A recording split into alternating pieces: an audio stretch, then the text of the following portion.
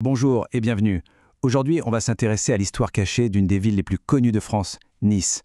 On a tous l'impression de la connaître, mais en réalité, son identité est bien plus complexe, bien plus fascinante qu'on ne l'imagine. Allez, c'est parti, plongeons ensemble dans ce récit pour le moins inattendu. Alors, quand on dit Nice, on pense tout de suite à quoi? À la plage, au soleil qui tape en plein été, à la promenade des Anglais noirs de monde. Et pourtant, son titre officiel, celui qui est inscrit au patrimoine mondial de l'UNESCO, c'est Nice, la ville de la villégiature d'hiver. Hiver, pas été. C'est complètement contre-intuitif. Eh bien, c'est justement ce paradoxe qui est la clé pour tout comprendre. Non, ce titre, ce n'est pas juste un détail administratif. C'est une invitation à remonter le temps. Ça nous force à réaliser que l'identité de Nice, la vraie, n'a pas été sculptée par les touristes en maillot de bain, mais par une élite d'aristocrates venus de toute l'Europe pour profiter de la douceur de ces hivers. Mais avant même de parler des gens qui ont fait Nice, il faut parler du lieu. Parce que pour vraiment saisir l'âme de la ville, il faut d'abord regarder sa géographie. Elle est unique, et c'est elle qui, au fond, a tout décidé.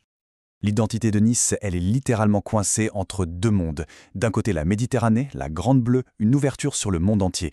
Et de l'autre, juste derrière, la ville est adossée à un immense amphithéâtre de collines.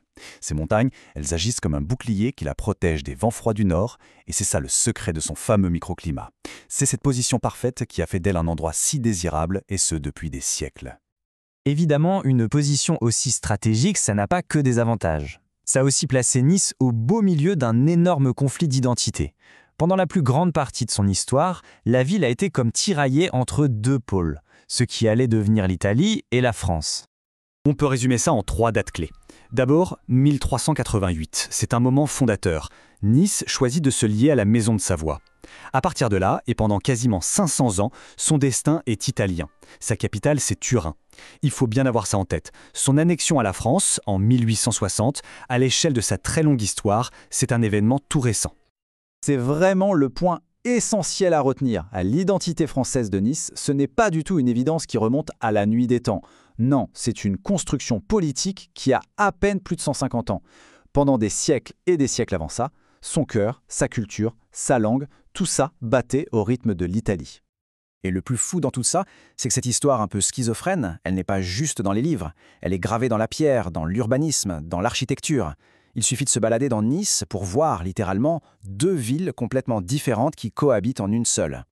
La séparation est hyper nette. D'un côté de la rivière Paillon, qui est aujourd'hui recouverte, on a le vieux Nice. Des ruelles étroites, tortueuses, des façades aux couleurs chaudes, ocre, rouge. Ça respire l'Italie baroque. Et de l'autre côté, la ville construite après 1860. Là, c'est tout le contraire. Des grands boulevards bien droits, style haussmannien, des façades en pierre plus austères, très parisiennes. C'est un dialogue permanent entre l'Italie et la France, de part et d'autre de cette frontière invisible. D'ailleurs, cette double culture ne se voit pas seulement, elle s'entend aussi. Prenez la langue traditionnelle, le nissar. C'est le parfait exemple. La base, c'est de l'occitan, un peu comme en Provence, mais elle est pétrie d'influences italiennes, ligures. C'est vraiment l'ADN culturel de la ville qui s'y exprime. Bon, alors, revenons à notre point de départ, cette fameuse station d'hiver. Parce que c'est cette industrie naissante du tourisme qui va devenir le moteur de la transformation radicale de la ville et qui va la façonner telle qu'on la connaît aujourd'hui. L'histoire est assez simple, mais elle est déterminante. Au XIXe siècle, l'élite européenne, en particulier les Anglais, d'où le nom de la promenade des Anglais bien sûr, et les Russes, découvrent le fameux microclimat de Nice. Attention, ils ne viennent pas pour se baigner, mais bien pour échapper au froid, à l'humidité et aux maladies de leur pays. Ce sont ces hivernants, richissimes, qui vont financer la métamorphose de Nice, en construisant les palaces, les villas extravagantes et les jardins qui définissent encore aujourd'hui son paysage urbain. Et l'héritage de cette époque? Eh bien, il est tout simplement colossal. Aujourd'hui, on estime que près de 5 millions de touristes viennent à Nice chaque année. Ça en fait une des plus grandes capitales touristiques du monde. Pour se rendre compte de l'échelle, il suffit de regarder quelques chiffres au niveau national. C'est assez parlant. Nice a la deuxième plus grande capacité hôtelière de France, juste après Paris. Son aéroport est le 3e du pays, et c'est la 5e ville la plus peuplée. Toute cette infrastructure, c'est le résultat direct de cette histoire touristique. Et cette histoire, elle se lie aussi évidemment dans son économie. Elle est dominée à plus de 80% par le commerce, les services, l'administration. C'est la signature typique d'une ville qui a d'abord été une grande capitale administrative du comté et surtout une capitale du tourisme, bien avant de devenir un pôle industriel ou autre chose. Donc pour résumer, Nice, c'est un peu un millefeuille. On a une couche de géographie exceptionnelle qui a attiré les convoitises, Par-dessus, une couche de politique frontalière qui a créé une double identité, franco-italienne. Et enfin, la couche de l'invention du tourisme d'hiver qui l'a transformé et propulsé sur la scène mondiale.